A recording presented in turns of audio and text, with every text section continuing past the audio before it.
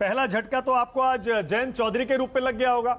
जयंत चौधरी को लेकर बड़ी अटकलें थी, जाएंगे नहीं जाएंगे, वो तो दिख गए वहां पर बेंगलुरु में। यूपी के 2 लड़के पहुंच गए। अजय आलोक,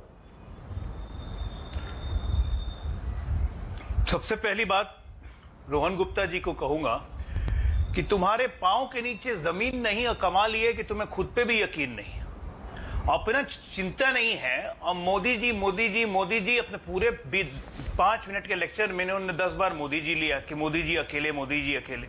अपने नीचे की जमीन तलाशिए। दूसरी बात आशुतोष जी को कहूंगा, कहे कि 19 में बड़ा विघटित होकर विपक्ष लड़ रहा था। कहां विघटित होकर लड़ रहा था आशुतोष जी?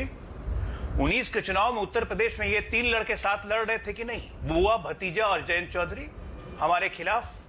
बिहार में सारा का सारा महागठबंधन लड़ रहा था या नहीं हमारे खिलाफ, जिसमें मुकेश सहनी भी थे, जीतन राम मांझी भी थे, जिसमें कांग्रेस पार्टी भी थी, आरजेडी भी थी। कहां अकेले लड़ रहे थे जरा बताइए?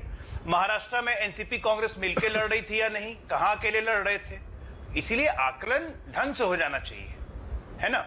अब आते हैं तीसरी बात कर लेते हैं। आपने बिहार और महाराष्ट्र की गलत तस्वीर बताई है आपके बैठक की भाई। बिहार और महाराष्ट्र में, बिहार में आप जेडीयू के साथ थे कैसे? और महाराष्ट्र में आप बीजेपी और शिवसेना थे। अलग अलग थोड़े लड़े थे 19 में? बिल्कुल थे।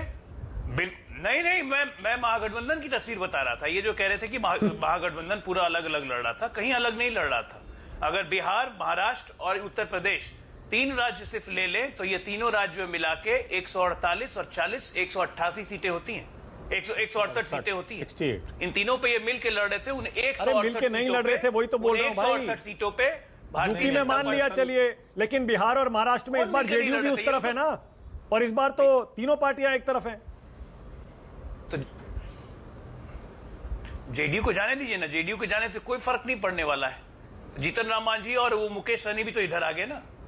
ये तो मशरूमिंग, शिफ्टिंग इधर उधर होते रहता है।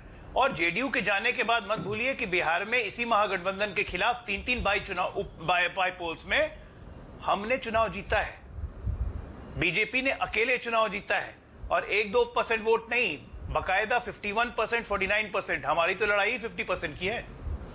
हमारी तो लड़ाई 50% की। हम 50% ऊपर के वोट शेयर्स की बात कर रहे हैं। जयंत चौधरी से बात क्यों नहीं बन पाई अजय आलोक? और एनडीए को मजबूत जयंत चौधरी को आप क्यों नहीं मना पाए? क्यों बेंगलुरु पहुंच गए? आपको कैसे लगता है नहीं बनी बात? जयंत, मैं दो बातें आपको बोलूंगा मानक, इन दोनों बातों को भविष्य के लिए रख लीजिएगा।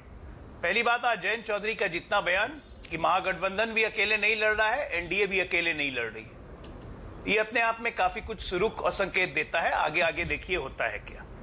दूसरी बात, कांग्रेस ने कहा है कि हम अध्यादेश का विरोध करेंगे, जो भी लोकतांत्रिक व्यवस्था के खिलाफ होगा हम विरोध करेंगे। कांग्रेस ने एक बार भी नहीं कहा है, मैं फिर आम आदमी पार्टी को याद दिलाता हूं, कि हम अध्यादेश के खिलाफ वोट करेंगे।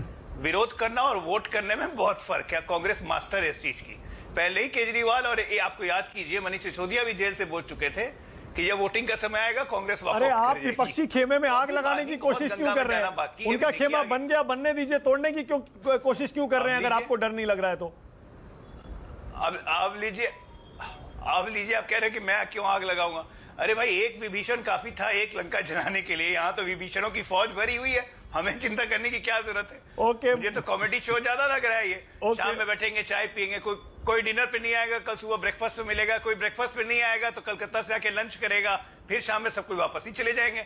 अच्छा ये बात बताइए ना, मैं गारंटी के साथ कह सकता हूं, आज गारंटी लिखित दे रहा हूं आपको, अगर शरद पवार एनसीपी ग्रुप चुनाव लड़ेगी तो वो लड़ेगी कांग्रेस के साथ, नहीं तो ये गठबंधन में सिर्फ लालू यादव और कांग्रेस, इन्हीं दोनों का पक्का गठबंधन है। अवाम दलों का बंगाल में, बाकी कहीं कोई गठबंधन नहीं है। क्यों उत्तर प्रदेश में नहीं है? लड़ेगी कांग्रेस के यूपी में नहीं होगा? काका लड़ेंगे एकदम साफ में। हाँ बताइए, यूपी में नहीं होगा, दावा करिए आप देवे ना सीट देख, मुझे तो नहीं लगता है होगा। ओके, मनोज सिंह काका दीजिए जवाब। मुझे नहीं लगता होगा।